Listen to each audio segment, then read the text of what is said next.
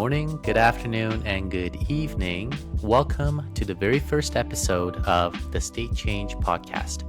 I'm your host, Kevin, the founder of Advanced Fundamentals.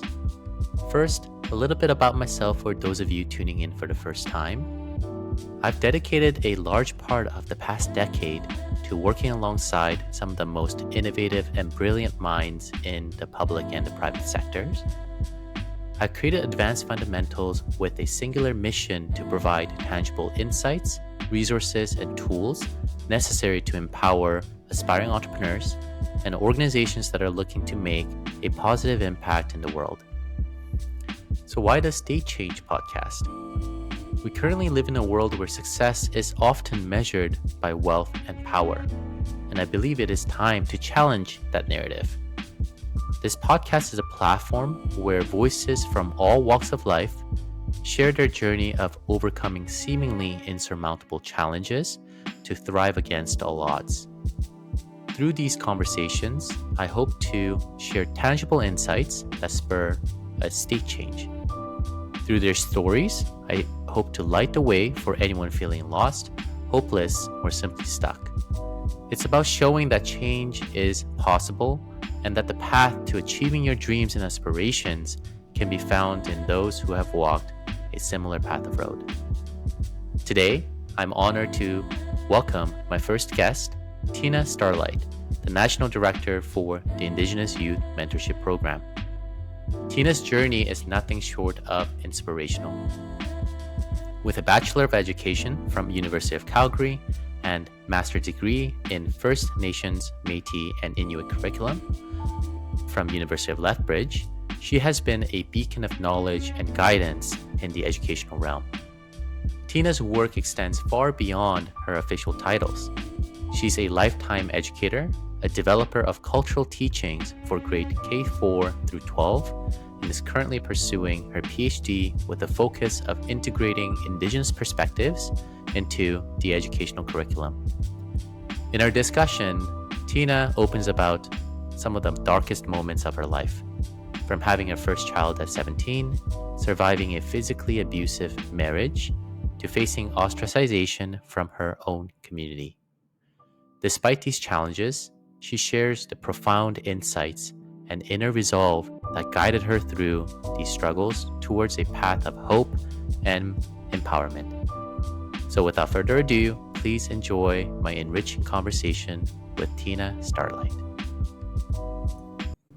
Hi, Teena. Great to have you on the State Change podcast. I know we work together on the side, but really appreciate you taking the time out of your busy schedule to come chat with me. Thank you. Thank you for inviting me. Of course. So we'd love to just get started with the first question. I know you were born in the Teena Nation's territory by Calgary. Can you tell us a little bit more about the earliest point of your childhood, how that was? Well, I was raised. My mother's from Teena, and my father's Cree from Saddle Lake, and so I was raised in Teena. And I guess I'd have to say, I just grew up at my grandmother's house. Always at my grandmother's house. Like even when we lived in the city, um, we rode the bus from my grandmother's house. We ate at my grandmother's house. In the summer, we were always at my grandmother's house, and so that was a big part of my who I am is being surrounded by my cousins, my aunts and uncles, um, and primarily from my grandmother's house. Okay. And so you were staying with your grandma until what time in your life? Well, we didn't really stay with her. We were just always there. Uh, Yeah. Geez. I know we lived in the city when I was younger. From my earliest memories, we lived in the city, and then, like I said, we were always at my grandmother's house. And then when my parents split up, um, and I was about 8, we moved to my grandmother's house for a few years, and then we moved to one of my aunt's house, and then my uncle's house.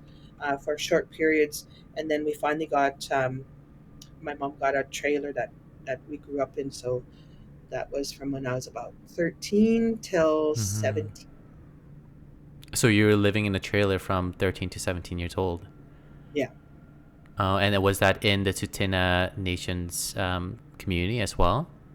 yeah, yeah. Lived within Okay. Sotina. Got it, got it.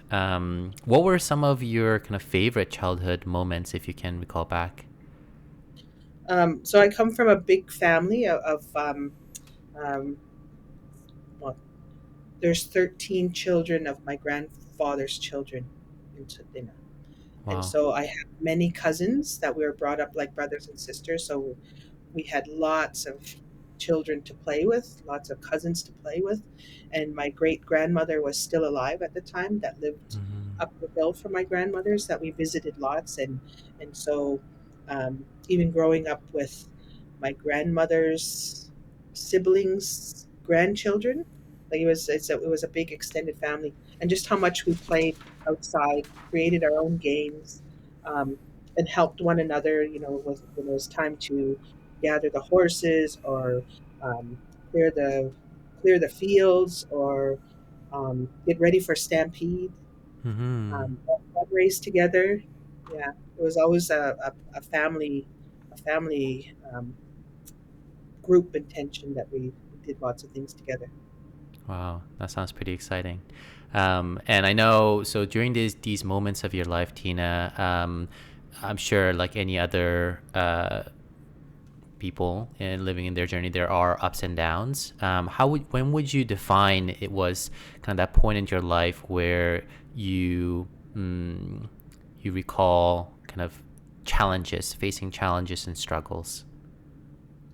Um, I think there's a few. Um, One of them was when my parents split up because there was Mm, violence in the home, and trying to understand that, because that just changed where we were living and how we were living. And then uh, one major change was when we stood up between my parents because they did get back together at some point for a little while, um, where me and my sister were brave enough to stand up to both our parents to stop that violence. And mm, so that was a big kind of turning point, um, in understanding how to stand up or how to find your voice. Um, some other challenges I had were in school because I always went to school off reserve. And mm, so when I continued school, like when I was in junior high, I was good at school. And so a lot of times I was teased about that, um, mm. For being saying good at that school. for being good at school. And Oh, this is with interesting. my own people, like other Native people, especially from my own community, um, saying that I was like an Apple Indian or I wanted Mm, to be white, and because I was good at school, and even when I went to university, it became even more. You think you're better than us now, and um, so there was a lot of kind of shaming every time I succeeded, especially in school. oh, by the members of your community. Yeah, Oh my goodness, yeah, that must have been so tough. yeah. It was, and some other challenges is I got married really young. I had children Mm. really young. Um, I was pregnant by 16, married by 17, and a parent by 17 as well. Wow. And um, over the years that I was married,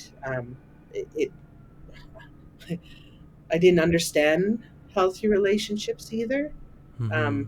and trying to hold on. Even we were married in ceremony, so trying to uphold the meaning or the intention of being in ceremony, which also years later understanding that I stayed in that relationship way too long, longer than I Mm. ever should have, um, Mm. because of what it did to my my whole being, you know, um, Mm-hmm. and how I became this really angry person. And I seemed to be always in survival mode and always fighting mode. And I didn't like myself after a while of um, because of that relationship. Mm. And I seemed to have no voice. In You that know, I relationship back then? in that relationship, and also it Wow. kind of it kind of um, I found that to be in even in my educational journey where I Mm-hmm. was really struggling to find my voice. Mm.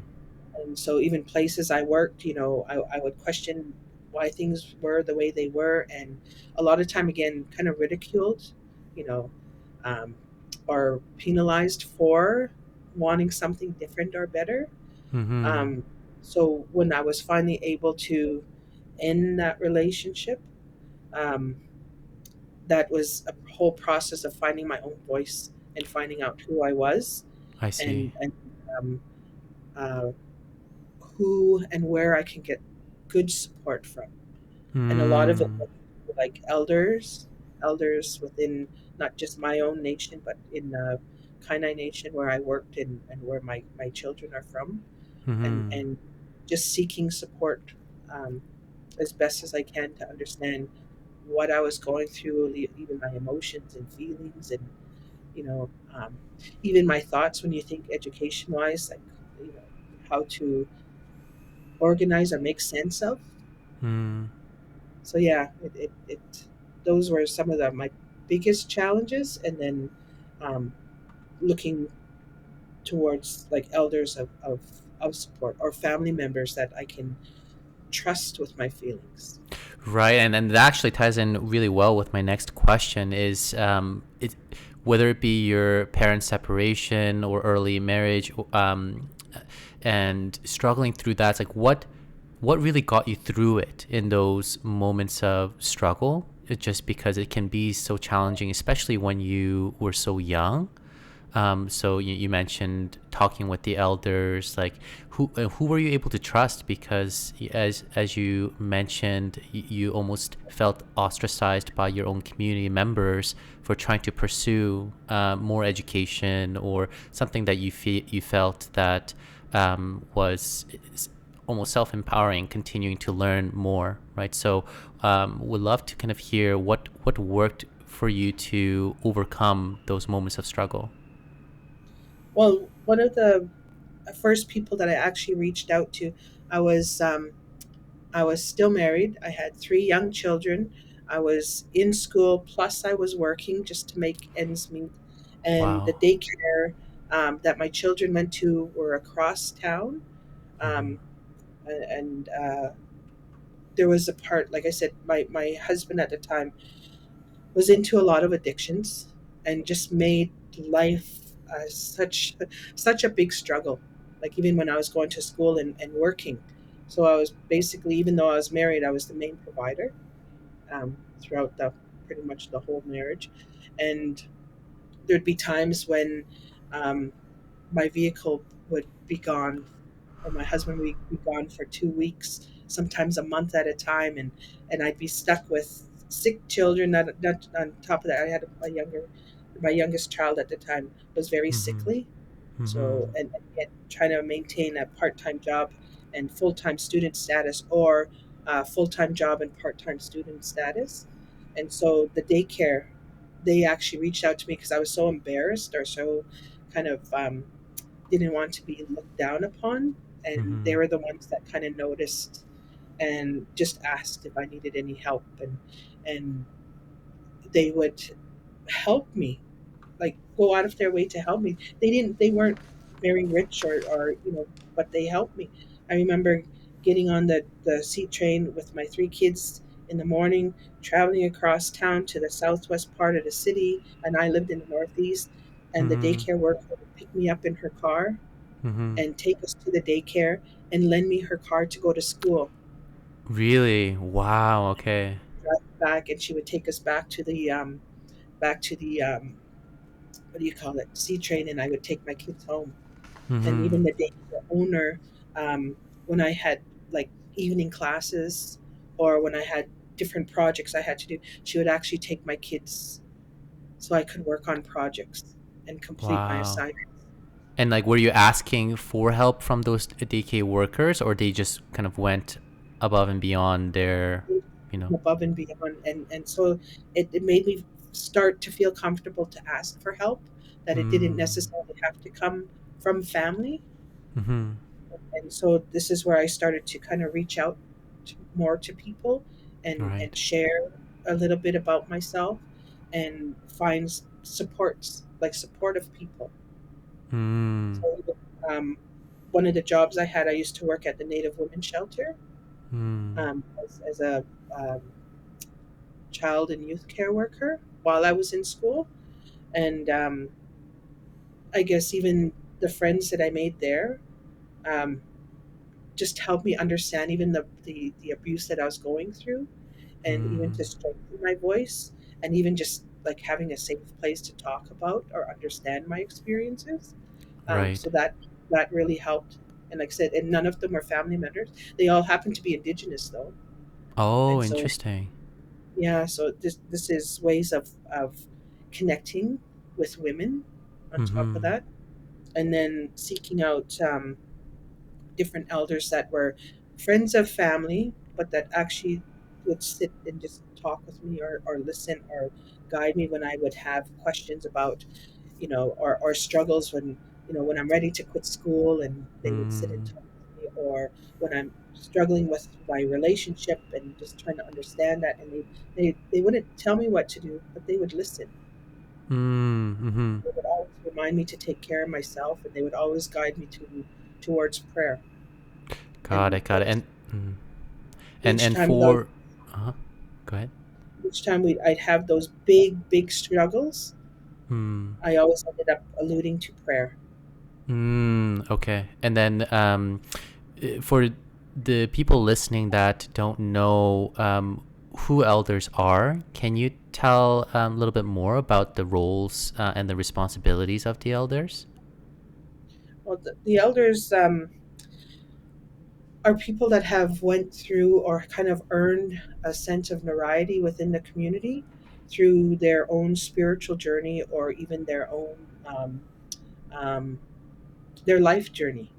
Mm. So the elders that I did seek um, to speak with were people that experienced life challenges as well and have overcome them, but also elders that have participated in ceremony, in Mm. different types of ceremony, like Sundance ceremonies or sweat lodges, or you know, there's all different types of ceremonies, and so those were the ones that I turned to guide me, and in doing so, they also said it was prayer that got them through their tough times and challenges as well. I see. I see. Okay, that's super helpful. And thank you for elaborating.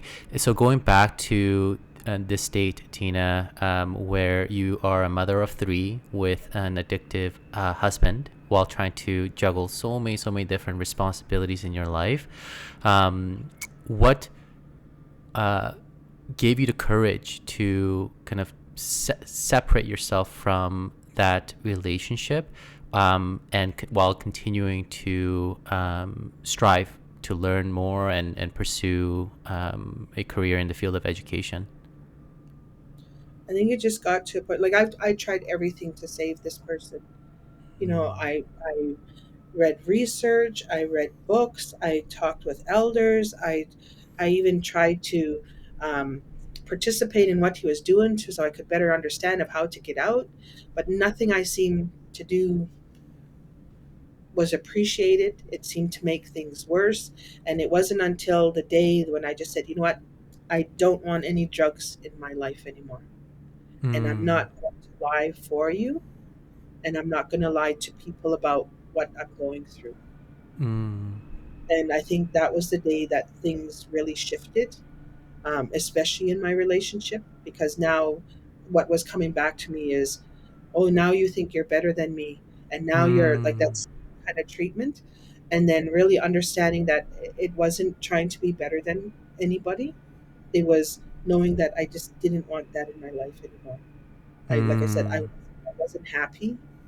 I um, I felt so lost as a person. All I felt was anger and hurt, and I didn't want to live like that. I didn't want to be that person. Okay, okay. I think that's really helpful. Uh, so shifting to the career element of your journey, Tina. So, why education? Oh, geez, I think I was 5 years old when I wanted to be a teacher. Oh, really? We used to play, like I said, always had lots of cousins, and I was one of the older cousins, so we always played school Mm. Oh, with your cousins? with my cousins. So I was Wow. always the teacher, Okay. and so I wanted to be a teacher. And then even in education, like I said, it's about finding that voice. You know, I all of my education was done off reserve, and in Mm. a primarily non-indigenous institution.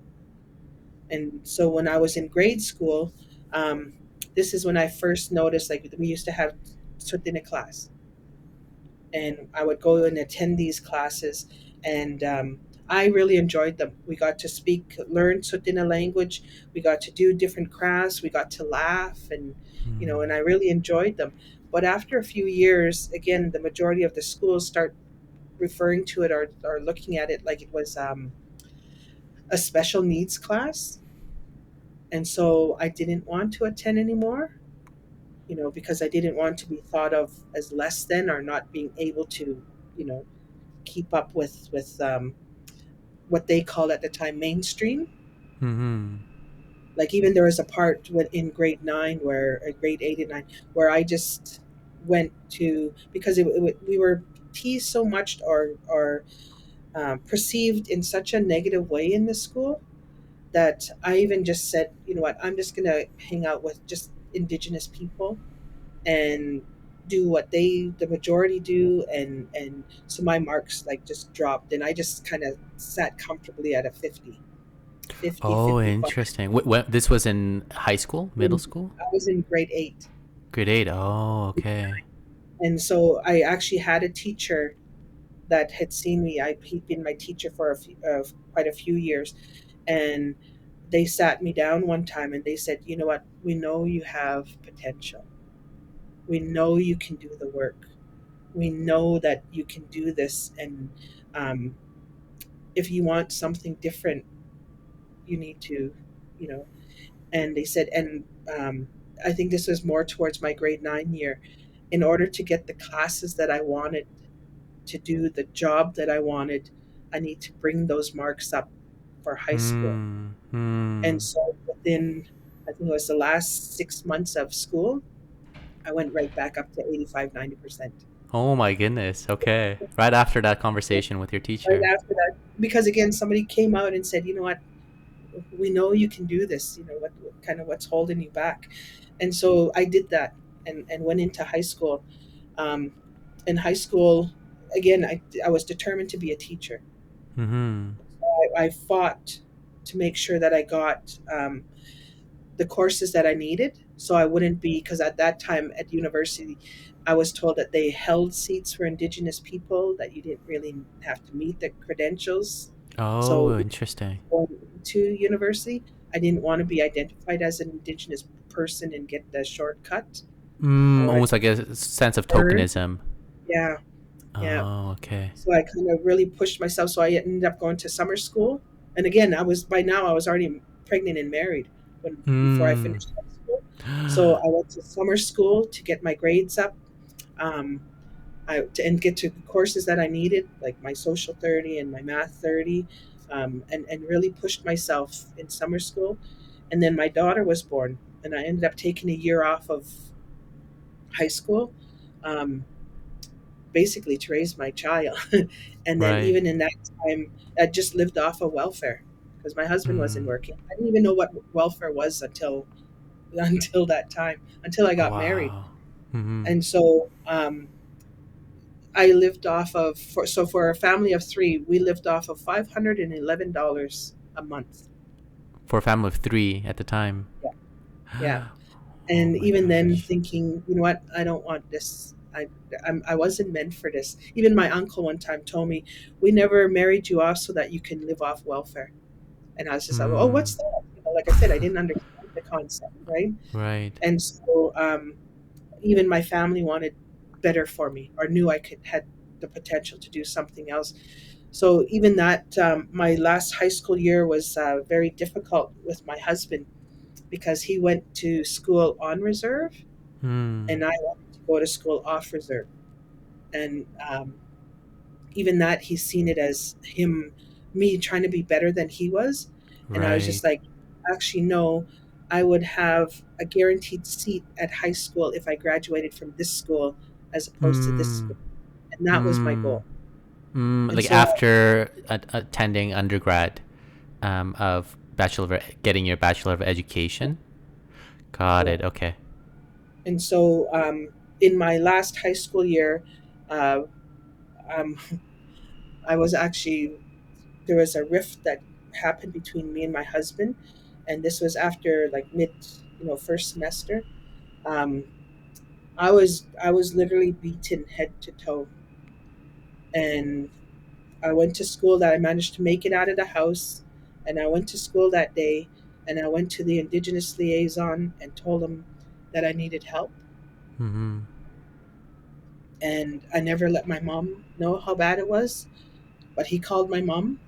Mm. They literally locked me in the school until my mom came and picked me up and we called the daycare, and they held my daughter there and picked my daughter up, and we went to my house and picked up all of my belongings, and she shipped me back to Calgary to my mom's house For your own safety.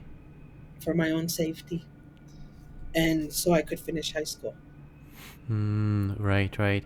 Um, Now going forward now to Tina, when you were separated from your husband and you had three children at the time, right? Um, from your educational journey, by this time, were you working? Or have you graduated from your bachelor's and working as a teacher? When I got my bachelor's, when I did my practicum while I was in school, I was working for a school. I did my practicum in a community in Northeast Calgary, which happened to be where I was living too. Hmm. And I got a teaching job because my practicum teacher actually went on maternity leave and really liked the work that I provided, and um, had offered me a position, and so did the school, offered me to take her maternity leave. Got it. And so as soon as I graduated, I was teaching for Calgary Board of Education for the 1 year for maternity leave, and then I got my own contract the year after that within the same school. Oh, okay. That makes sense. And while working, what made you decide to go back to school for your master's? Oh, so when I was working for Calgary Board of Education, um, I started to be asked if I could do presentation to other teachers' classrooms, Mm-hmm. and so I agreed. I mean, we would exchange classes or supervision or something to kind of make it worth my time, and I would do presentations. And but then I started to feel tokenized, and I didn't appreciate that anymore. And Mm-hmm. that at the same time, again, my husband was in the picture, and he was dealing really heavy with drugs now, like intravenously, and it was getting horrible. And he says, "Well, if we move away from the city, then I could quit." So I'm just like, okay. So I actually applied down to kind of, again, like I said, I went out of my way to try to help this Mm-hmm. person. And so we moved down, and I got a job down in Kainai, and at the same time wanted to better serve Indigenous students than non-Indigenous students, and Mm. thought that what I had to offer would be more appreciated within an Indigenous school. So that's why we moved down to Kainai. And then my mom, well, actually, what had happened in one of the schools is um, I was teaching a grade, and a teacher came in, and then I got told I was going to get a different assignment, and I was questioning why, and they said, "Well, this teacher has a master's," and I was like, "Okay," and Mm-hmm. so I said, "Okay, well, I'm going to get a master's then." So I found a program, and the program was called F&MI Leadership and Curriculum. Mm-hmm.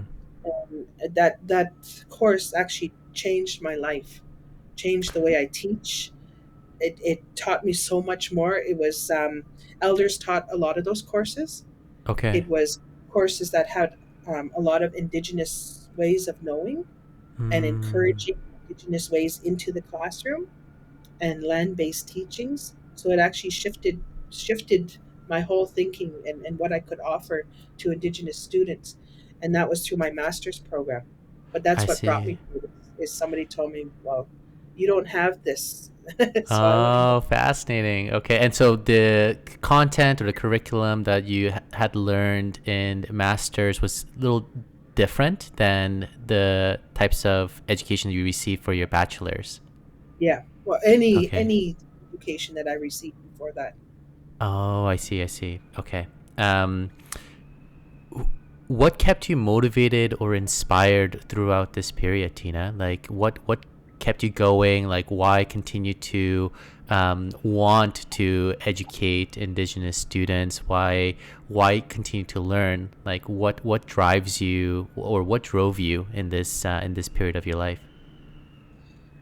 I like I said, I grew up with my cousins. There's a lot of us, Hmm. and as we're going through, I noticed that most of them weren't graduating. First of all, didn't finish their grade 12, and then most of them never went to post secondary. And so that was my drive: is why not? I mean, we grew up together, and I wasn't understanding what happened for them to stop. Hmm. And because again, our parents pushed us, you need to go to school, this is how you get a better life, this is, and you need to go and educate yourself and bring it back to our people.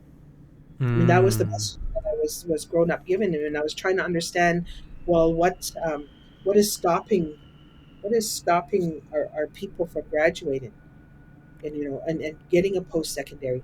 And then I thought, well, when I was in grade school, back to the dinner classes, I asked my aunt, who was teaching one of the courses at the time, how come she's not teaching all of the other courses? And she said, well, we're not allowed to, because they were just in there for the language and culture. Hmm. So that's what kind of drove me to be the teacher that can teach all the subjects, and to make changes in education, and to Oh, have interesting. people that I wanted to actually attend. Got it, got it. Do you have any role models yourself, Tina, the people that you look up to? Uh, yeah, there's a few of them. I mean, one, always looked up to my great grandmother. I was fortunate that she was still alive when I was young, Hmm. and we would go up there lots. And she had such a kind, gentle spirit. She was so patient. I've never heard her raise her voice. And she, when she would touch you, her skin was so soft and so warm. Um, and I always thought she was so strong. Like she was still washing clothes by a washboard and hanging laundry out, and she was still so involved in doing so much. And recorded, she was 95 when she passed away, but she Hmm. doesn't really know how old she really was, because her documents um, placed her from the time they aged her at the time she got baptized. Okay. And she said by the time she was baptized, she was roughly around 10 years old. Hmm. So, which would have made her over 100. And so, Oh my goodness. and she she was one that I really looked up to, just because of her, how just her being, like, and I that it was the kind of person I wanted to be. Hmm. And then Hmm. um, my mom, my mom, because she worked in the city, and there was very few people, Indigenous people, that actually made it in the city. Hmm. And so she worked in the city, um, and she did so many things, like she sewed, and she was beading, and she would take us to powwows. Like, she didn't need my dad to do anything. My dad was also kind of out of the picture most of the time. So here's a Right. strong woman that knew how to work, knew how to survive, knew how to um, um, just do things. Mm-hmm. And so, she was a great cook. She used to knit. She used to sew. She used to bead. Um, she taught us how to dance. She Mm. did so many things, and that was a person that I looked up to as well as my mom. Got it, got it. And whether it be your role model or your childhood experience, it seems like culture and like the community, your heritage is quite embedded within your journey. Can you tell a little bit more about like the value that you have, or your the value that you place on your identity with regards to being Indigenous, as well as the cultural aspect of your journey so far? Well, even my identity was actually very challenging because my father was from a different reserve and my mother was from Tsutina, and I was raised in Tsutina, and yet I wasn't registered there. Hmm.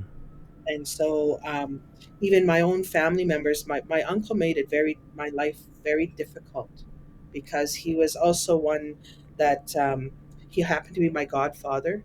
He happened to be Him and his wife were the one that introduced me to ceremony as a young child, took me to ceremonies with them as their responsibility as a godparents. And so I went with them, and they introduced me to all of these ways of being. But at the same time, um, because again, I did very well in school, and so I would win academic awards that the nation would give out. He'd be the one saying, "Well, she's not from here. You're not from here." I was born and raised there. I had the same amount of Chipina blood as his own children, but was always constantly telling me, "You're not from here." And so Hmm. it really did something to me, you know, because I felt like here's my people, here's my family, and somebody's always telling me you don't belong here. Hmm. So when I started having kids, and I made sure that I got to know the people of Kainai. I learned the language as much as I could. I learned their culture as best as I could. I learned their family connections as much as I could, so that I could teach that to them, and nobody could tell them you're not from here. I see. Okay. And this was when you were doing your master's Yeah. down in the Well, even my Kanai. teaching, yeah, and I when I was see. working on my master's, so that was kind of what drove me. And then thinking of that again, that identity piece, because I was in Kainai, and again, I wasn't originally from there, Hmm. so again, that idea of you're not from here, and so then Hmm. I started. If it wasn't just for my own children, it was for students, I see. so that students didn't feel so. I wanted them to feel like they belonged. Hmm. Mm-hmm. And that Mm-hmm. so that identity piece became a really big drive of what kept pushing me in education, kept pushing me in life, because I was always told, um, again, uh, you can't do this because you don't have a master's, so I went to get a master's. Hmm. You can't do this because of this, so I went and did it. That you were able to do it. You were able to show them that, hey, I am just as capable, like in pursuing those further education too. Yeah. And so I that see. that again, that strengthening my identity and strengthening my voice. So that Hmm. it wasn't until I actually separated and left my husband, those first 2 years um, were very hard years. I didn't know who I was, because I was a wife for since I When was you a were since you child, were really young, yeah. and I was a mother, and two of my older children were now adults or out of the home, and Right. so I was those first 2 years. Um, I felt so lost, and then therefore figuring out even how to make friends, Hmm. travel on my own, and do things on my own. And within those 2 years, I came to a realization that I was doing it on my own the whole time. I see. Since the very beginning, more or Yeah. less. And Uh, so, and again, just clearly stating what I don't want. So then in those next 2 years, so year 3 and 4, um, just exploring what I enjoy and what mm, makes me happy. mm-hmm, And so traveling was one of them. Um, Talking with elders or going to ceremony. Um, Learning on the land. Like I really enjoyed teaching. I really enjoyed the, like I said, what I learned from the elders. I wanted to be to give back. mm-hmm. I got so much from that learning. All I wanted to do was give back in the way that it was shared with me. If this made me feel good, I wanted to make other people feel good. I see. I see. I think that actually ties in well with my next question. For people who, I mean, no journey is identical, Tina, obviously, but for people who are struggling, whether they are from Indigenous um, communities or they're women who are in an abusive relationships or different, especially when they're young or even early adults. Do you have any advice or perspectives that you can give them that may help with their kind of going forward in their journey? Talk to people, reach out to people, and ask for help. It took me a long time to be able to do that. And once I did, people are there. People are there to listen. Mm-hmm. People are there to guide you. Like I just had to go out and ask, and it pulled me out. Like I said, it was definitely out of my comfort zone to ask and to do things. But once I did, it made the biggest changes. Like I said, I have some really good supportive friends because of that. I've been supported in my education. My elders that confided in Mm, have really supported me, and listening to their stories, and um, even helping me with different, just a different way of seeing things. And again, going back to prayer, going back to having faith, and just let Creator take your worries and your anger and your fears and your hurts, and mm. just enjoying, like that day that you're given. Got it. Got it. I think that's really helpful. Thanks for sharing. I would love for us to kind of go into the third and final kind of set of questions that brings us back to present moment. So, thanks again for kind of sharing your journey in the past, Tina. I know there are some sensitive topics that you had shared. How are you feeling these days, in like in today, this year, or kind of what's your how would you describe your current state? Oh, you know what? I'm when I moved back to Chadina, I I realized that I hadn't even heard positive comments. So when people were praising or commenting on my teaching, I would Mm. go home and cry because I didn't know how to take good In compliments. Tina, Yeah, really? Wow. and so now I think I was able to find my voice, and even in education, um, and still that same fight for having students feel like they belong, and feeling that they, again, creating that type of education that I wish I had, that was based on language and culture and community. Um, and so today, that got me to the point where I'm so close to finishing my PhD, Mm. defending it by May. And so I just finished, actually yesterday, my rough draft, and just doing some um, kind of just formatting. Right. And but that's a big accomplishment for me because of all the Mm-hmm. challenges I went through in my educational journey. And even to get my study done, it was rejected by Todina Education, and it was rejected by Kainai Education, even though it was intended for them. Of like for your And PhD. for my PhD, yep. And Oh. so I actually thought the study was actually for Todina elders. So again, I was wanting to give back, and I wasn't being given this. And again, it's for the teachings that I was receiving and that helped me get to where I am. I was trying to give that back, and so my study actually ended up being with Tsutina elders. And And of course, in addition to your PhD, Tina, I know you're doing so many other things on the side as well.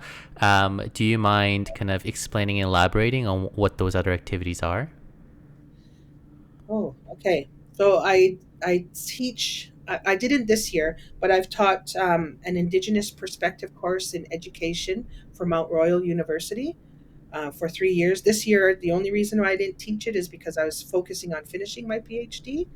Um, so there's that course. I also teach, well, not teach, but I offer blanket exercise to different universities like St. Mary's University, University of Calgary, different areas that are wanting that. And I always do that with my friend Val and an elder. So we do that to share that those knowledges and to help those practices.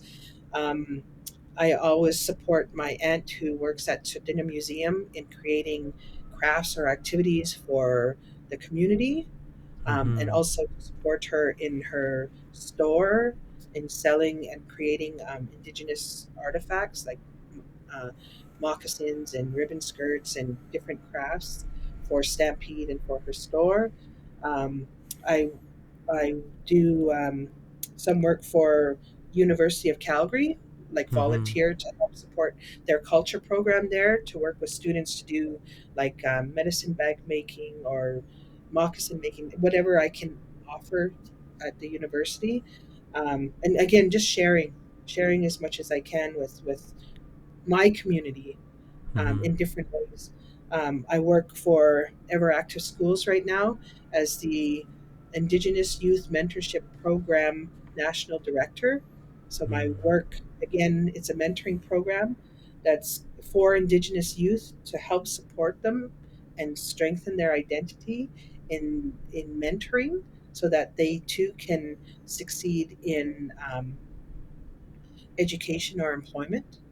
And the foundations of the program, which resonate strongly with me, are from Dr. Martin Brokenlake's Circle of Courage and creating the sense of belonging, mastery, independence, and generosity, and from Verna Kirkness's 4 R's, which are Mm-hmm. based on respect, um, relevance, uh, responsibility, and reciprocity.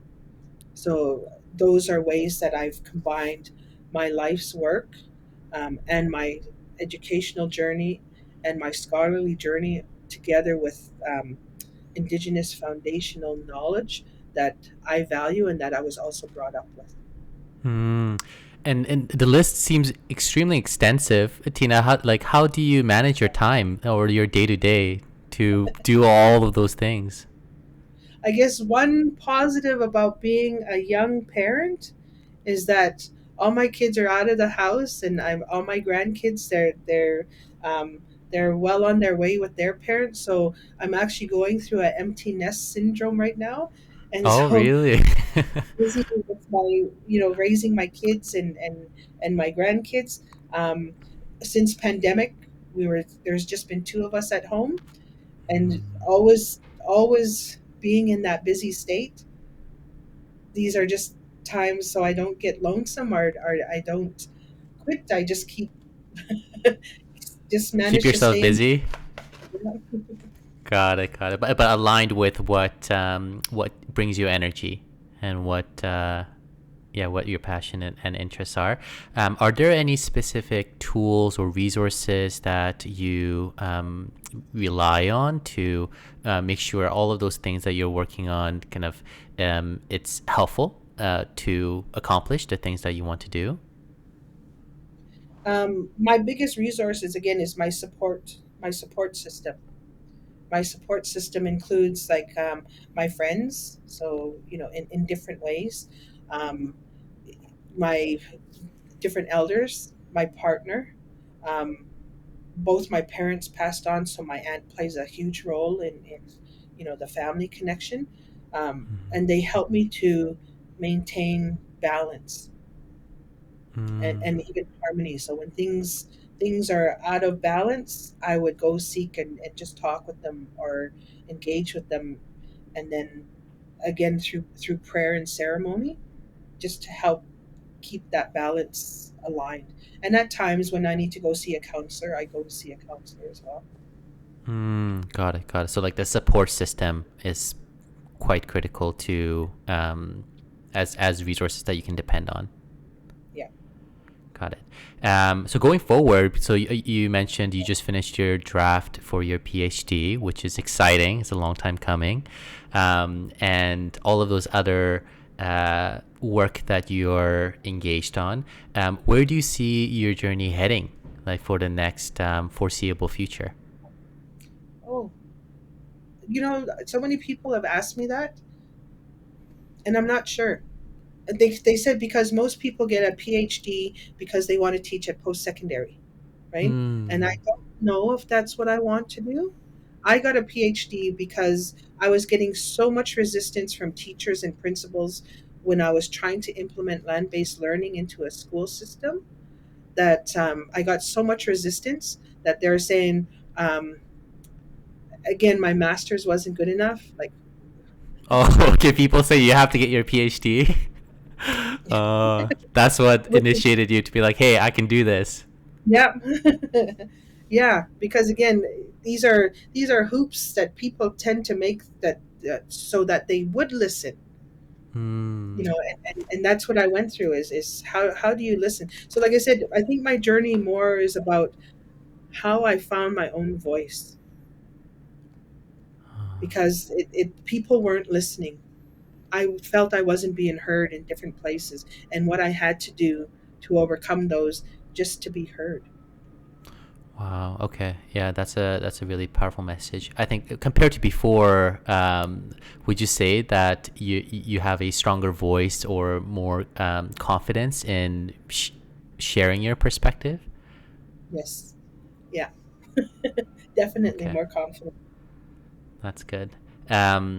Okay, as we kind of try to close off our podcast, I think those are all of the relevant questions. So thank you again, Teena, for sharing your journey. It's been extremely helpful, and hopefully the listeners out there are able to find nuggets of insights and inspiration from hearing your story.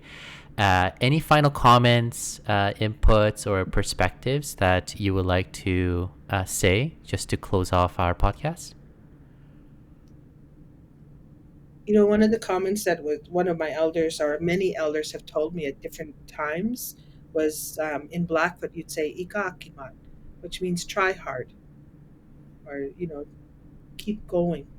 And so when I hear that, like when I was struggling, um, when I'd have these really lows, people would tell me that, just that, even that simple phrase "ikakimat," try hard, and that would Ikakiman. help.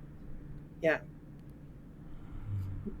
Like that would help you continue to keep going day to day. Yep. Okay. So Ikakiman, just as a final note in closing off our podcast, thank you again, Teena, for your time and sharing your story. So I know we'll be in touch, and for those of you out there listening, thank you for your time as well. So I'll be pausing the recording now, Teena.